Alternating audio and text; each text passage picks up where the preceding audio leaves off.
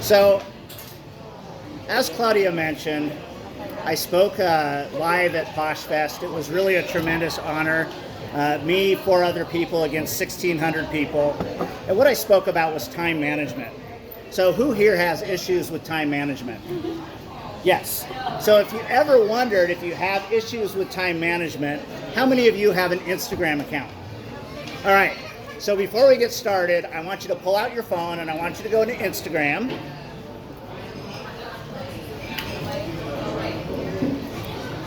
I don't need you to follow me at this time, but this is a good exercise for you to understand why you might have some things around time management. Because there's 2 things in our life. There's the easy things and the hard things, right? So social media is one of those easy things. And if you get up into Instagram and you go to the far right-hand corner down at the bottom, there's usually an image of you. I know I have an image of me there. But in the upper right-hand corner, you'll see usually 3 lines. Okay? So if you click on those 3 lines and go down to the amount of time that you've spent,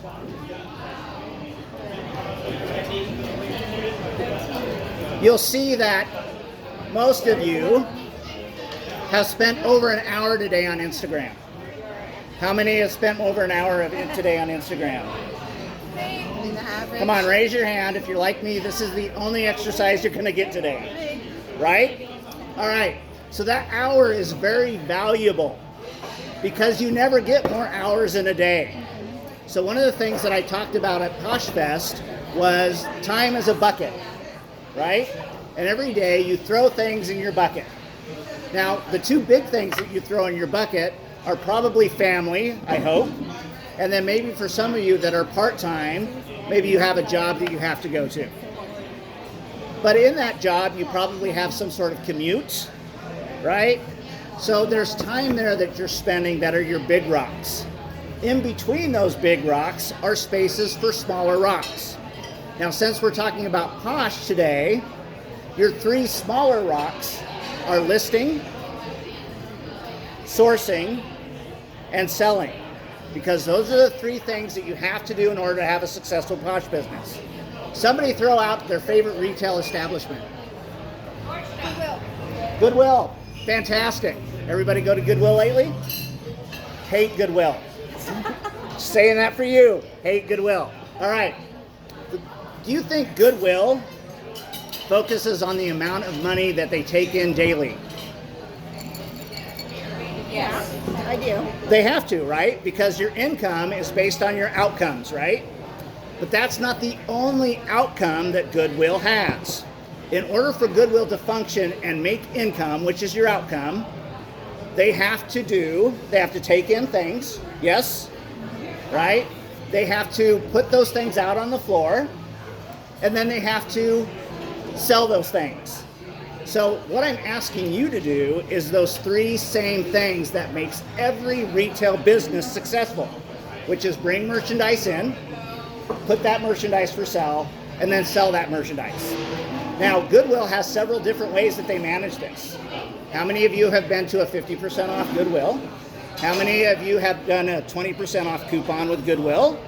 How many of you have been to a Goodwill Dollar Days? Those are the selling mechanism that Goodwill employs to be successful. And as an end result, by doing those 3 things, is Goodwill successful? All right. So what I'm asking you to do is quit focusing on your outcomes and focus on what you do daily. So what I want to do is I want to break those 3 things down and give you some tips and tricks. So these are the things that get business done. So the first thing that you have to do is you have to source, right? You have to bring products in. The thing that I do to make sure that my products are successful is for every $1 I spend, I need to get $5. Okay? Now, if you're not reaching that, then consider that you have a time management block. Because if I buy something for $5 and sell it for $10, have I made pretty good profit? By retail accounts, you have. But if I can buy something from $5 and sell it for $50, Is that a better use of time? Absolutely. So the things that I suggest that you do is, number one, know your brands, right? We talked about that a little bit ago. That was the first thing that we talked about. So we talked about purple tags, black tags, blue tags, and green tags, right, with Ralph Lauren. Other organizations have that. So for example, Brooks Brothers use Brooks Brothers 346. That's their factory outlet label. And then there's Bookies, and then there's 1818. Out of the three of those, if I can find something that's 1818, I will make far more money than I did for the 346. Does that make sense? The other thing that you want to look at is know before you go. How many of you are eBay sellers? Raise your hand high. Again, this is exercise. Freebies, right here. All right. So if you go into eBay and you look under selling, you look under research, and you look for sourcing suggestions. Okay? So I write that down because you're going to use it. It will literally tell you what's selling. It'll tell you what keywords. It'll tell you the brands that are selling, and it'll give you based on what's today. Who can tell me the worst month for reselling? Worst what? Worst month for reselling. Say July. July. We have a winner. It is indeed July. My worst month. And the nice thing about going to eBay and using that sourcing guidance is it will tell you that July is the month everybody needs to take a vacation. Because it is literally the lowest, right? So sourcing is the first step, right? Next you have listing. Have a space in your home, your apartment or whatever, where you can list merchandise. If you go to hibiscuspizza.com, I have a link to Amazon. Within that link to Amazon is the Resellers Corner. This is everything that I use to resell. So this has links to Scotty peelers. It has links to backgrounds. It has links to lighting, everything that you need. It also has things that are for very small areas because not everybody has a place to list, to very large areas. So me, I have a beautiful 8x10 background and everything there. But all those things are there for you on hibiscuspizza.com so you can see how I resell, and maybe you can bring that in. I remember my first reselling experience was hard goods. Anybody sell hard goods here? Yeah, some of you? What I did is I took a project board for a science fair. I cut it in half. I then taped a white fabric and a black fabric on each one of those halves, and that was my background. So it doesn't have to be big and showy. It doesn't have to be a permanent thing in your house, but have a personalized place where you do listings. The other thing that I'm going to invite you to do is have some fun with your listings. How many have been to my Poshmark shop, Hibiscus Pizza? Okay? You always see the same thing. I'm wearing whatever. Like, I'll wear men's clothes, I'll wear women's clothes, as long as it fits, right? And as long as it's tasteful. Now, tasteful is a subjective term, so there may or may not be a picture of me in a gay mode nightie on my Poshmark. I'm just going to leave that for you. But the idea is have some fun with what you have. Have some accessories, because listing, quite honestly, is the worst part of what we do. It's the hardest part of what we do. So make sure that you have some fun with it. And then finally, it's sourcing, or it's selling rather. How many of you are active on different social media backgrounds? How many of you are active on Instagram? Raise your hand. Please follow me at Hibiscus Pizza. Twitter? Nope. Hibiscus Pizza. Facebook? Hibiscus Pizza, right? So I have every section of the globe covered. Because the thing that I want you to remember about the web is it's called a web because you have different connections. The more things that connect back to your Poshmark shop or your eBay shop or your Tradesy shop, the more likely that you're going to find a buyer on the internet. Most of your searches start with Google. I want a Rebecca Minkoff purse. If yours is the first to go, that's the one they're going to go to first. And you have a much greater chance of them buying that than anything else. So get in your videos, get in your links, make sure that you're getting people to your page, and you'll find that it's much easier to sell this stuff. How many of you are cross-posting? If you are not using technology to cross-post, it's taking way too much of your time. How many of you use List Perfectly? Come on, raise them high if you're using List Perfectly. That's fine. List Perfectly is a great platform for getting information from Poshmark to eBay to Etsy to Tradesy to Mercari, and each time you're just introducing yourself to other people who may not have a Poshmark account.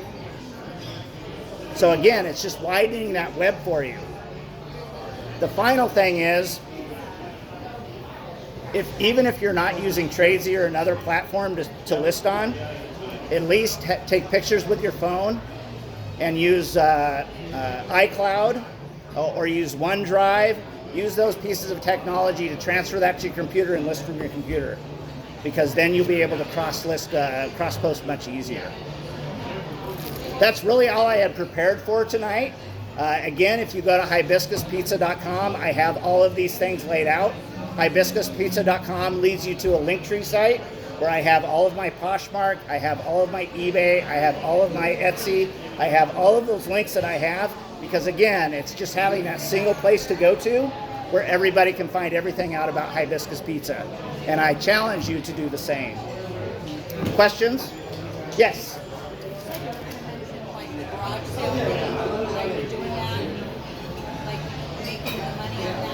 All right. So how many of you have challenges going out and sourcing?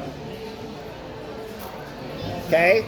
Again, I'm spending $1 and I'm getting $5 back. My average cost per item is $4.30, which means that I'm making $25 every time I sell. Okay? So when you're talking about buying up to sell down, look at what that does to your total listing price, right? I went out and I bought something for $40, $30, $45. Do you know what it did to my total cost of goods? Absolutely nothing. But I'm still making 5 times off of that. The idea is that I'm going to, just like you, I'm going to buy low to sell high. But that takes a little bit of effort. One of the hardest things that I have is going out and buying things because I live in Maricopa. Any guesses on how many thrift stores are in Maricopa? One. The next closest one is like 16 miles away. So I develop relationships. So I'm going to give this to you guys, and feel free to use it. If you need my help, let me know. I've developed a relationship with a thrift store in Martha's Vineyard. They ship me 3 boxes. Cost me about $100, $150 a box, and I get 100 pounds of clothes. So my process is to take that stuff in, grab the stuff that I don't want, and what I do is I just put that as a garage sale. And that's $1 per item because I just paid $100 for 100 pounds of clothes. So the other parts of my business kind of reflect that. Is I'm not going to redonate it to Goodwill. I'm going to hold on to it as long as I can, because one thing that I've learned over time is that there is something for everybody. And so for me to go to a Goodwill, I take about a half hour to go through an entire Goodwill, and I sell both women's and men's clothing. Okay? How many of you here are selling men's clothing? Shoes. Okay, shoes? Okay. Get more men's clothing because we love to buy clothes. I love to buy clothes. If you're buying anything in a small that's Velvet or Robert Graham, let me know. I'll probably buy it. But the point is that it takes me about a half hour to go through a Goodwill because all I'm looking for is like 4 things. 4 things, and that's it. Number 1, I'm looking for the feel of it because good quality clothing has a specific feel. The second thing that I'm looking for is length, because things that are long are like coats and sweaters. Heavy things that people are willing to pay $7.20 for shipping on, right? Then from there, I'm looking at brand, okay, and determining whether it's a factory brand or a high-level brand, and then I'm looking to see if it's ugly, because ugly sells. Everybody knows that, right? But the thing is if I'm only looking for those 4 things, I'm spending less time, which means I'm spending less time sourcing. So from a time management prospect, it's great. I'm spending less time listing because I don't have as many things to list, right? Which means I'm making more money on a per object item and spending less time on it. And it's easier to sell those 4 things, especially if you're on Poshmark. Nobody liked the fact that Poshmark raised its postage prices. Guess what's going to happen next year in January? They're going to do it again because that's when USPS publishes their pricing. That's when everybody reacts. Okay? So, but if you're spending things, if you're spending $5 and getting 50 rather than spending $5 and getting 10, you're going to spend less time and making more money. And that's really what this business is all about. Anything else? All right. Thank you for your time and attention. Have a great day.